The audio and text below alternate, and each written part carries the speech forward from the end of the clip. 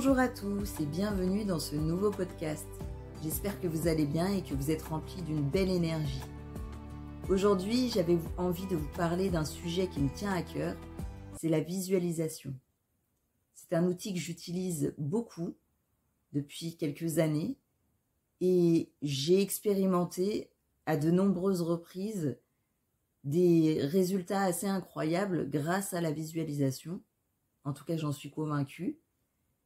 Et donc, j'avais envie de parler de ce sujet avec vous et surtout de vous donner les clés pour une visualisation réussie. Donc, la visualisation, qu'est-ce que c'est ? Eh bien, c'est un concept assez simple puisqu'il s'agit d'utiliser son imagination, son imaginaire, pour obtenir dans le monde réel et tangible les résultats que l'on souhaite obtenir.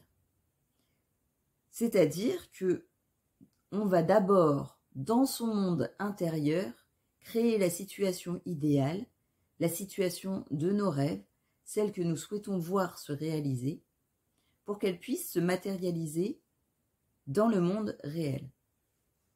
D'ailleurs, les grands sportifs ont compris depuis longtemps que le fait d'imaginer leur victoire les aidait à obtenir leur victoire. Donc, ça fait partie de leur entraînement, de se visualiser en train de gagner, de se visualiser se dépasser, de se visualiser atteindre des objectifs que potentiellement on peut penser inatteignables. Et donc, grâce à cette visualisation, ils obtiennent également des résultats assez incroyables, puisqu'ils arrivent à faire des choses que la plupart des êtres humains sont dans l'incapacité de faire. Les neurosciences également appuient cette idée que l'imagination, les pensées sont créatrices et que donc il est important de soigner son monde intérieur pour avoir une vie harmonieuse et obtenir ce que l'on désire. Donc moi, ce que j'avais envie de vous dire au sujet de la visualisation créatrice, c'est que finalement, c'est assez facile à mettre en place. Vous pouvez la pratiquer soit le matin, soit le soir. En général, c'est les deux périodes les meilleures, juste avant le coucher et juste après le réveil, puisque on se trouve dans une configuration d'ondes qui sont parfaites pour être réceptif et pour faire fonctionner la créativité. Donc, ce qu'il faut faire, en gros, c'est poser le cadre. Donc, qu'est-ce que vous avez envie d'atteindre comme objectif ? Donc là, je vais commencer à vous donner les clés pour que ça fonctionne. C'est-à-dire que vous devez avoir un objectif qui est clair pour vous. Vous devez savoir ce que vous avez envie d'atteindre.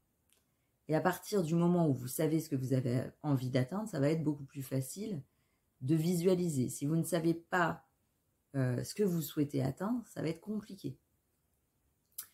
Donc, la première clé, donc, ça va être de vous fixer un objectif clair. La deuxième chose, ça va être d'être en accord avec cet objectif. C'est-à-dire que si d'emblée, vous pensez que cet objectif est inatteignable, vous aurez très peu de chances d'atteindre cet objectif. Donc vous devez y croire un minimum, quitte à vous fixer des petits objectifs, voir que ça fonctionne, et vous en fixiez des plus grands au fur et à mesure. Ensuite, la troisième clé, ça va être de faire confiance. Donc de faire confiance dans le processus.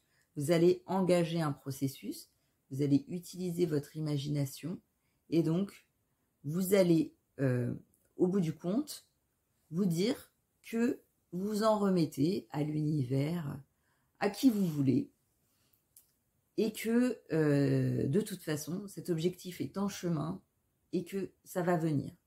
Peu importe quand, peu importe comment, cet objectif va se réaliser. Et la dernière clé qui, à mon sens, est vraiment, vraiment la plus importante, c'est quand vous visualisez, de ressentir l'émotion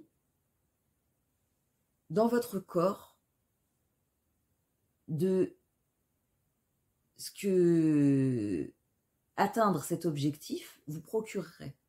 Comment vous vous sentiriez si vous aviez vraiment atteint cet objectif? Donc ça, pour moi, c'est vraiment les 4 clés essentielles pour que la visualisation fonctionne. Voilà, je pense que j'ai à peu près fait le tour de la question. J'avais l'impression d'avoir autre chose à vous dire, mais ça ne me revient pas. N'hésitez pas à me poser des questions en commentaire ou à me donner vos retours d'expérience personnelle en ce qui concerne la visualisation. Si, ça y est, ça me revient. Ce que je voulais aussi vous dire sur la visualisation, c'est que on pense visualisation en termes d'image mentale. Et pour certaines personnes, avoir des images mentales, c'est compliqué. Mais peu importe en fait, la visualisation, ça peut être aussi juste un discours qu'on se fait dans sa tête. Voilà, on se dit qu'on va réussir, etc., etc. Donc ça peut être ça, ou alors, pour ceux pour qui c'est plus simple, eh bien, vous pouvez aussi illustrer ce que vous avez envie de visualiser en créant un tableau de visualisation, donc avec des images qui représentent les objectifs que vous souhaitez atteindre. Et parfois, c'est plus simple de faire comme ça. Mais la visualisation aussi, elle peut se passer dans l'écriture, où vous écrivez les objectifs que vous souhaitez atteindre, tout en essayant de vous connecter à votre ressenti de ce que ce serait que d'avoir atteint cet objectif. Voilà, cette fois, j'ai réussi à dire tout ce que j'avais à vous dire. Et donc, ce podcast est terminé. Je vous dis à bientôt pour le prochain podcast et passez une belle journée.